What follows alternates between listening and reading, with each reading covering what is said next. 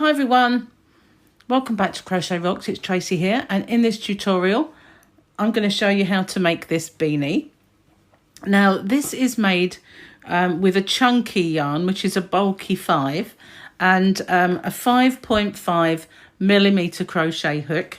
You'll need a darning needle, although there are only 2 ends to sew in, and you'll need a pair of scissors to snip off in the end. But you can put a pom-pom on this if you want to, but as I've made this for my grandson, I tried it on his head last night. It fits him perfectly, and they said, you know, you don't really need a pom-pom on there, so that's fine. I'm going to leave it off, but if you wanted to put one, you can do. So I've made this with the Stylecraft Fusion Chunky that I recently bought for my shop, which is called CrochetRocks, and that's www.hobbyrocks.co.uk if you didn't know and you want to check it out. But this is absolutely lovely yarn to work with. It's really soft. It's 100% premium acrylic, and each chunky ball, which is a bulky 5 in the US, gives you 200 meters. It's just simply called blue, but there is a light and a dark kind of fleck. If you look, that's I think what it's called, a fusion of a dark and a light. And I have used some of these already. I used the orange one on a pumpkin. It's quite nice to work with. So I have another ball here, but this is what was left from making my first beanie. So I've got more or less half of it left. So I'm hoping that I will be able to make the other one, because I'm going to make one for my other grandson now. So I'm hoping that I'll be able to have enough yarn to make one for him out of this. If not, I have got the other one to fall back on, but I will be playing a little bit of yarn chicken, trying to get it done. So also, he's slightly smaller than Harley, who I made this one for. So I'm going to make it with one less row around this edge, so it's a little bit shorter. But Harley is 5 and this fits him nicely. There is a little bit of room for growth, so I say that you could get, say, from 5 to about 8 years, I would say, maybe even more so, because heads don't tend to grow very much once they get to sort of 5 or 6. That's kind of it until they're a teenager, really. So I think it will stretch nicely as well. So the rib I've made with front post stitches. I didn't alternate them because I quite like it looking a little tighter, and I don't mind this bit inside because it just looks extra warm.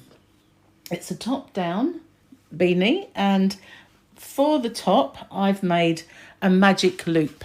Now I do a very easy magic loop, but if you find it really difficult to make, you can either just chain 2 and do all your stitches in the first chain but go over your tail, or do 4 chain, make a ring and work over your tail, and then you can pull that tail and it will cinch close, but it won't close quite as tightly as a magic loop or magic ring. That will shut completely up. But the other, if you need to, works just as well. But it's ever so easy, and I'll show you. You want to leave a nice long tail, because once you have pulled it tight, you want to be able to secure that before you bury your tail. So we're going to make a loop. It's simple, just make the loop. You can grab your hook, pull that through, and make just 1 chain. And then you're done. That's your magic loop. Okay, so in this ring, working over the tail, working over this knot part, because basically this is just a loose slip knot, we're going to do 10 half treble crochets. Now that's a UK term, and in the US it's a half double. So it's ever so easy. We just yarn over, we go into the loop, yarn over and pull up a loop. So we've got 3, yarn over and pull through all 3. And we're going to do that again in the same space, and we're going to do that 10 times. Okay, so I'm going to carry on and make the rest of my 10. I won't count out loud because it's a bit annoying when other people are counting, but I'll just go ahead and carry on making those stitches.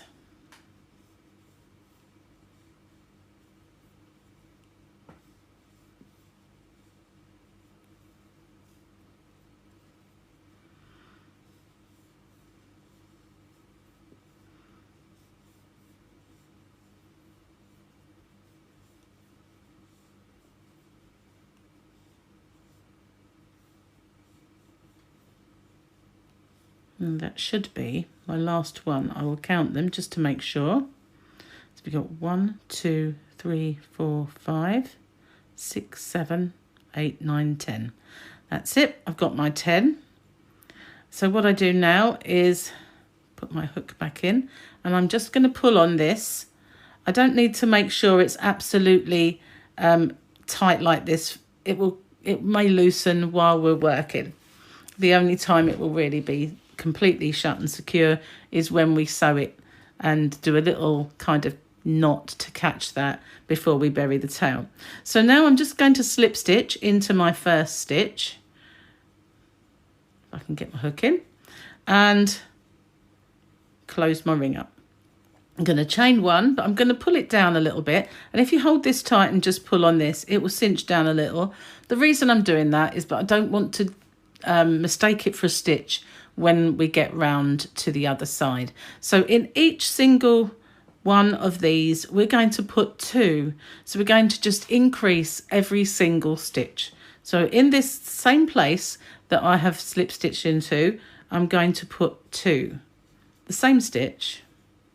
We're not going, until we get to the brim, all we're going to do are half treble crochets or half double in the US. I think I've got the extra bit there that I don't need.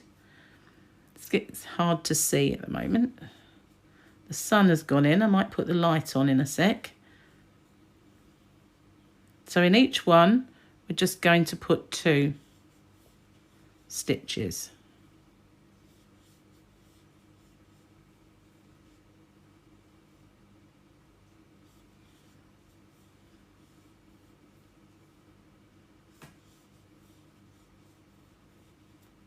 Just like that.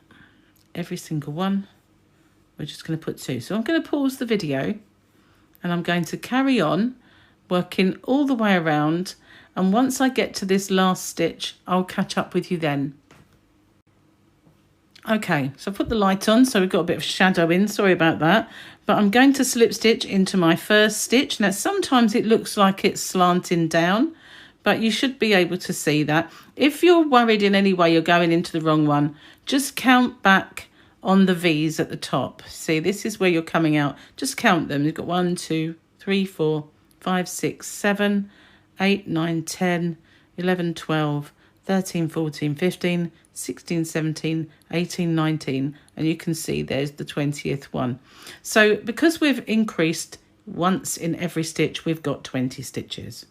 Just going to slip stitch into that one, and I'm going to do my chain but pull it down a little bit. Now in this round we're going to increase by 10 again, which means we're going to do an increase in every other stitch. So we're going to do 2 in our first one,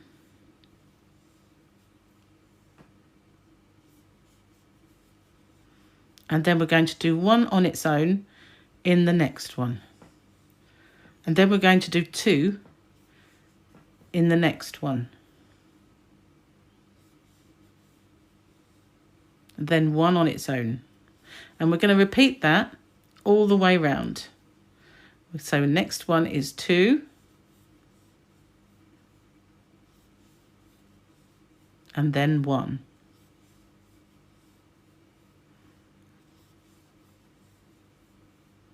2. Then 1. So we're going to go all the way round, keep going until we get back to the start. So we started with an increase, so our last stitch will have just 1. So I'm going to carry on now, and I'll catch up with you when I get to that last one. Okay, so I'm finishing up with my last one, and the observant of you will see that I've crocheted one of my hairs in there. I think we all do that though, and if you're new to crochet, you'll soon get used to the fact that you crochet your hair in everything. Okay, so I'm going to slip stitch into my first one and do my chain, pull it down a little bit. So we started with an increase on the last round, so we're not this time. We're starting with the one on its own, but we're going to increase by 10 again. So instead of having just one on its own, we're going to have two on their own. So the first one we go into, which is the same one we just slip stitched into, we're going to do one on its own, and in the next one we're going to do one on its own.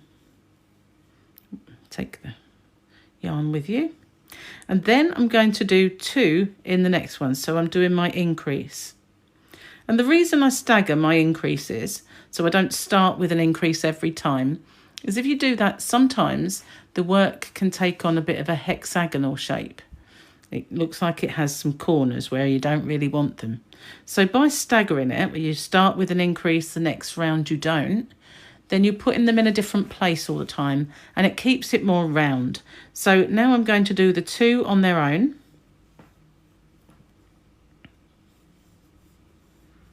And then my increase. Two in the next one. Then two on their own. And then my increase. It's nice and simple. Just carry on all the way around, repeating that. Two on their own, two together.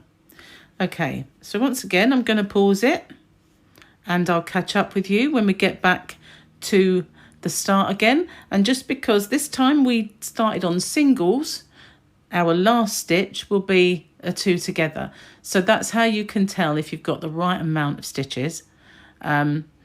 The odd stitch adrift here and there won't make an awful lot of difference to this project. So if you do find that you haven't got the right amount at the end, it's not a major problem. But if you want to keep the integrity there, this one will end on an increase. Okay, so I've made it all around. My last stitch is my increase. And I'm going to slip stitch into my first stitch, do my chain, and so it goes on. This next round I'm going to start with the increase, and in between I will have three on their own. I just need to pause it for one moment because the parcel has a parcel outside being delivered. I will be right back with you. Sorry about that, but it was a parcel that I've been waiting for, so I'm quite happy about it, but never mind, they always come at the wrong time. Okay, so as I don't remember what I said to you, this time round we're starting with our increase, and in between our increases we've got three stitches. So you might see a pattern there that in this round we had one between our increases, in this round we had two between our increases, so this round we have three, and we're just... Every round we're increasing our stitch count by 10. Now it's pulling up a little bit round the side, and if yours is doing that or more than that, it doesn't matter, because obviously it's a hat, so you want it eventually to pull round into a hat shape. And if it starts while you're on this flat circle, it doesn't really matter. It's you know, no one's got a flat head, so all's good. Anyway, so we're starting with our increase this time round because we ended with it on the last round, and we're going to do three on their own,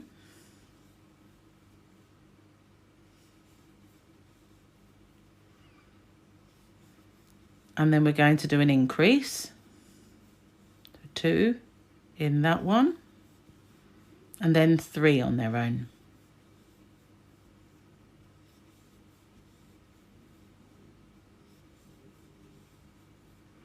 Then the increase, and we're going to do that all the way around just as before, and this time round we shall finish on the three on their own. So I'm going to pause it now and catch up with you when I get back to the start. Okay, so I've got all the way around as before, just slip stitching into my first stitch. Now this next round is my very last increase round. And as we started on an increase in the last one, we're just going to start on our stitches on their own. And this time, following on from the 3, we have 4. So we're going to do 4 on their own.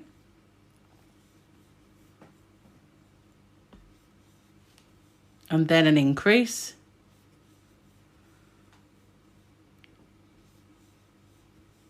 And then 4 on their own.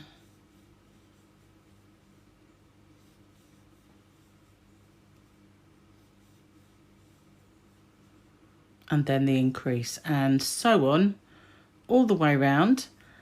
And because we started on stitches that were single, we will end with an increase. So I'm going to pause it again because it'll be very boring for you to watch me go all the way around, and I'll catch up with you when I get back to the start. Okay, so we've got all the way around, slip stitch into my first stitch, and do my chain. Now I'm going to do 1 in every single stitch, no more increasing, just 1 in every stitch around. And that's it, we're done with the increasing. We're going to go all the way around, and as simple as that from now on. And we're going to do that for about 5 rounds, and then we're going to look at it. So I'm going to pause it and I'll come back to you when I get to this one here, and we'll have a little look at the one that's completed. Okay, so we're all the way around. We're just going to slip stitch into the first one.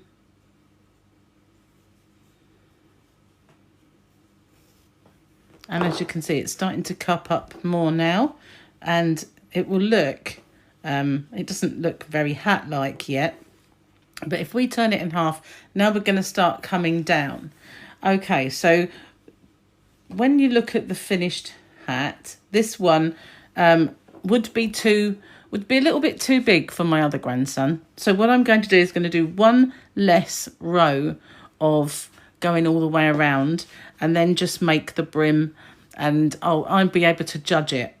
But for this particular one here, for my 5-year-old, I've done once, I think I did 6 rows after the increase. So 1, 2, 3, 4, 5, 6. That was the increase. And then I did 1, 2, 3, 4, 5 normal rows. This one is slightly different, I think. That's this one that's different. So I did 6 rows of no increases whatsoever. So I'm going to do 5 this time because I want 1 fewer. And then we'll have a look at it and we'll start the brim. But I want to look at it first just to see if I think it'll be the right size for him, because he is a whole 10 months younger, and like I said, the other one would be a little bit big. So that's what we're going to do now. I've done 1 row, so I'm going to do another 4. Once I've completed those 4 rows, we'll come back and have another look at it. Okay, so here's my hats. If I measure them up against each other, I feel like I do need to do 1 extra row along this side. Just 1 more, and then we'll start the ribbing. So instead of having the 5, we will go for the full 6. So altogether you will have 12 rows. I'm going to carry on then. I'll come back to you once I've finished my last row. Okay, so that's my last row. I'm now going to start on the brim, which will pull it down a little more. And I'm going to do that. As I said to you before, some people do like the front post and the back post stitch. I just do the one, and I'm going to show you how to do that. So don't worry, it's not that hard. Just pulling out some yarn before we start. But we're going to change the stitch now. We're going to do what's a UK treble or a US double crochet. So we're going to chain 2, and we're going to go around the stitch that we have just started on, that the very first one of that previous row. We're going to drop down, we're going to put our hook into the hole and come up round the other side of it. We're going to go complete, so the whole of that stitch is on our hook. We're going to yarn over and pull the yarn through it. And then we're going to do through 2, through 2.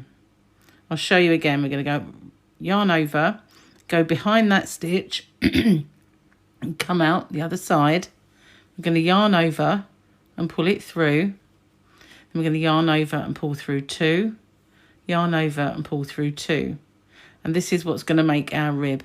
We're going to do that again. We're going to go behind that stitch, going to go straight in between the actual stitch, go behind it, come back out the other side, yarn over, pull up our loop, yarn over, go through 2, yarn over and go through 2. I'm going to do that all the way along.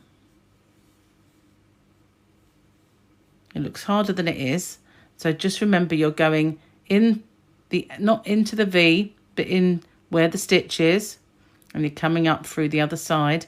You've got the whole stitch there, yarn over and pull through, so you've gone behind it. And we're going to yarn over and pull through 2 and pull through 2, and we're going to do that all the way along, just one around each stitch.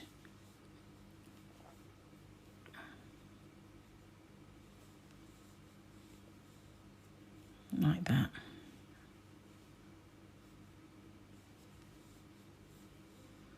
Okay, so I'm going to pause it then, and I'll catch up with you when we get back to the start. So it's nice and easy.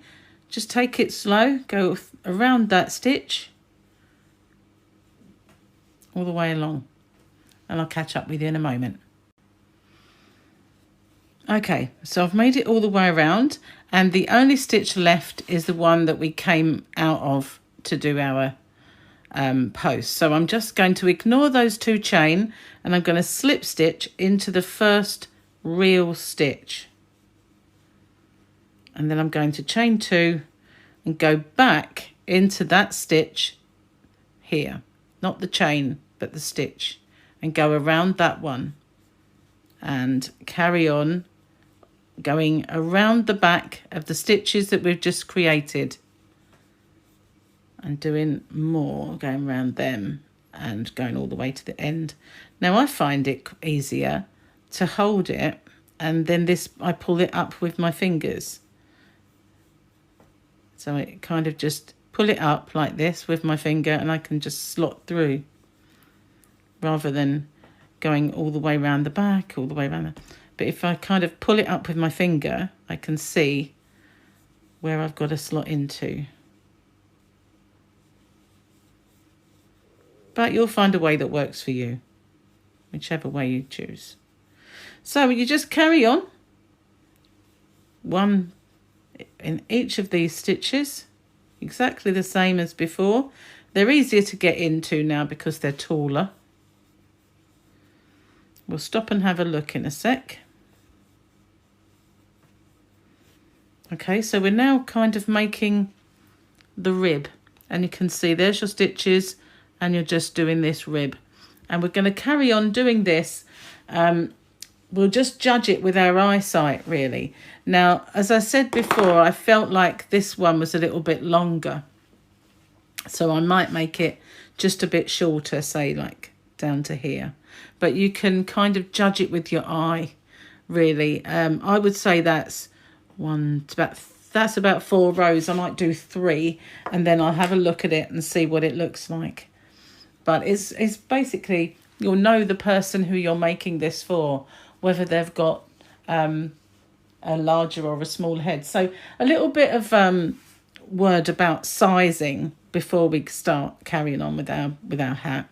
If you were making this for a smaller child or a baby, you can just do 1 less row of increases. So your increase, then 3 on their own, would be your last increase, and then you will make a smaller hat, and likewise you just don't make it as deep. If you wanted to make it for an older teenage or an adult, you just put in more rows of increasing. So you would do increase plus 5, increase plus 6, depending on how large you wanted to make it. Now don't forget that because it's chunky yarn, the hat looks bigger than it is. It always does, because the actual inside isn't as big as it does look because of the bulkiness of the yarn. But that's how you kind of judge this size. You can do one less row of increases for a smaller hat, one for a larger hat, two for an even larger. You just need to judge it. I mean, some adults have small heads, some have bigger heads, so it's just the same with children, really. You just got to eyeball it. So I'm going to carry on with my rib, and I'm going to do another couple of rows, and then we'll stop again and have another look at it. Okay, so I've made it all the way around, and this one is definitely a couple of rows adrift. So that tells me I need one more round of my brim, and then I'm going to finish this hat, and I'm not going to cut it or anything. I'm going to measure it on the head in question when I see him. So I'm just going to do one more row on this here. This one I could finish, I know it fits, but this one I just want to make sure. Now it's come up a little bit smaller, which is what I wanted, so I'm going to just do my last row and come back to you. Okay, so I'm going to leave it there and measure it on the little in question. So all that needs to be done now is to secure this magic loop. Now, if you wanted to put a pom-pom on, don't pull it as tight as you possibly can. Leave that little hole, but I'm not going to put a pom-pom on this one. So I'm going to pull that shut, and I'm going to threadle up this darning needle, and in a moment we'll have a word on more things you can do for sizing. And all I'm going to do is in the stitch where this has come out, I'm going to go back into that one, make a loop. I'm not going to close it. I'm going to go back through it again with this and just pull it tight. So I've now made a knot, and now all I'm going to do is bury this tail inside all of those stitches on the first row. It's hard to get in, so I'm just going to do it a little at a time. It's hard to get in because it's on a circle, obviously, and my needle isn't. So now that's inside, just get my scissors. And if you like these scissors, they are also in my shop at CrochetRocks. I like them because they're the shape of guitars and they've got that lovely rainbow vibe. So now I'll put it in the right way. And if I was absolutely sure, I would now just end this off and sew this in. And I would sew up and down this seam here, because there's a little bump and you can bury that quite easily. And sometimes I go along these ridges because you can't see them from the outside. And sometimes I go both if I really want to be secure. But I think that will be big enough for him. So a little more word on sizing. I already touched on it during the making of the hat. So with this one, I did extra rows. It's the same amount of increasing, but I just made it a little bit longer. But they are different sizes. Now I've left it so that I can add another one if I want to. But we'll move the one that I've just made over there for now, and we'll talk about this one. So if you had a smaller child or a baby, as I said before, you can just use less rows of increasing, and that will give you an overall smaller hat.